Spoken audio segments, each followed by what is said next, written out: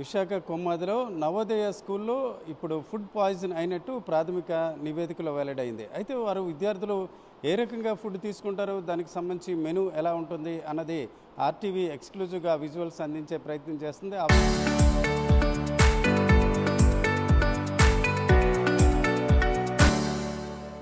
వివరాలు కూడా మీరు చూడవచ్చు. ఇది జవహర్ నవోదయ విద్యాలయం కొమ్మాది విశాఖపట్నం మెస్ మెను. దీనికి సంబంధించి విద్యార్థులకు 3 రకాల ఆహారం ఉంటుంది. బ్రేక్ఫాస్ట్, లంచ్, అలాగే ఈవినింగ్ స్నాక్స్, డిన్నర్ ఉంటుంది. అయితే ఇందులో చూసుకుంటే తొలి ఏదో Monday, Tuesday, Wednesday, Thursday, Friday, Saturday ఇట్లా ఉంటుంది. మొత్తం 7 రోజుల్లో 4 రోజులు నాన్ వెజ్ ఐటమ్స్ కూడా మధ్యాహ్నం లంచ్లో ఉంటుంది.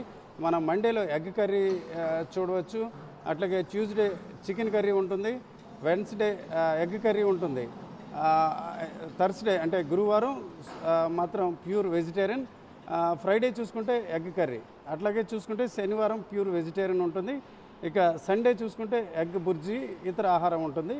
అయితే ఇప్పుడు ఫుడ్ పాయిజన్ అంటే ఈ విద్యార్థుల అస్వస్థతకు ప్రాథమిక కారణంగా బయట నుంచి తీసుకొచ్చిన ఆహారం వలన జరిగినట్టు తెలుస్తుంది. శనివారం సాయంత్రం ఈ సంఘటన జరిగింది. అయితే అదే సమయంలో అక్కడ దోమలకు సంబంధించిన ఫాగింగ్ చేయడం వల్ల దానికి అస్వస్థత గురైనట్టు తెలుస్తుంది.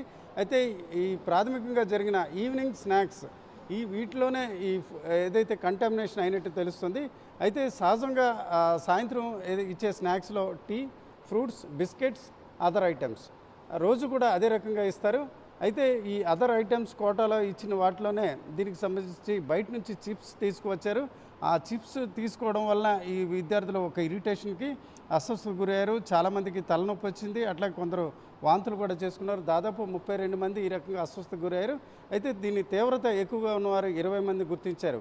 అయితే మెనూలో 4 అంశాలు ఉన్నప్పుడు కూడా ఈవినింగ్ స్నాక్స్లో తీసుకున్న ఆహారం వల్లనే ఇది జరిగినట్టు గుర్తించడం జరిగింది.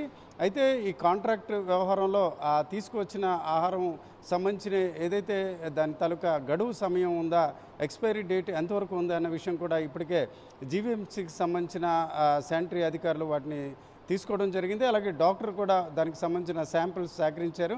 నిన్నటి వరకు చూసుకుంటే ఈ దోమల మందు వేయడం వలన దాని తాలూకా గాలి పీల్చడం వల్ల అస్వస్థతకు గురైనట్టు తెలిసింది. అయితే ఆ తర్వాత విచారణలో ఈ అంశాలు బయటపడ్డాయి. ప్రస్తుతానికి ఆర్టీవీ ఎక్స్క్లూజివ్గా నవోదయ పాఠశాలలో విద్యార్థుల మెనూను చూపించడం జరిగింది.